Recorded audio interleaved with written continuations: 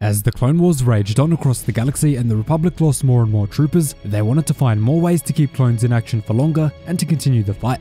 To do this, they turned to the greatest medical minds of the Republic and the Jedi's best healers. So what happened to clone troopers who lost organs during the war? Let's find out. Before we dive in, make sure you're subscribed for more awesome Star Wars lore content just like this. In the early parts of the war, if a clone trooper took a droid blaster bolt or injury to one of their crucial organs or limbs, that was pretty much game over for them.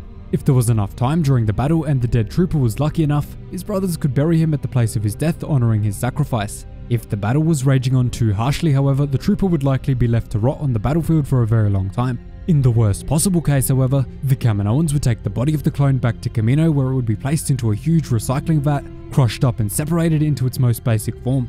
The Kaminoans would then reuse the fallen soldier's biological matter to continue the cloning process, obviously having slightly degraded results.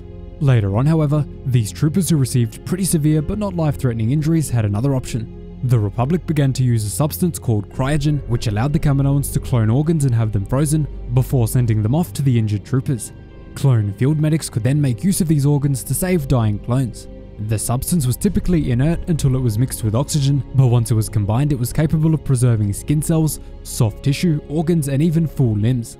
The substance then rose to prominence during the war when it became essential to the Republic's war effort. Cryogen also began to be used in two ways. One was of course to ship organs off to the clone troopers on the front lines, but there was also another way. It could be used to remove the organs of the dead clones and return them to Kamino, where they could then be used for training injuries or put into storage for later use. Later on, however, the substance even started to be used for offensive purposes when it was placed into whips by a group of highly skilled assassins. When these whips struck their target or the ground, the cryogen inside caused a freezing cold, near explosive snap of chemical reactions. The result was that the material that it struck could be frozen in an instant, including metal and even bone.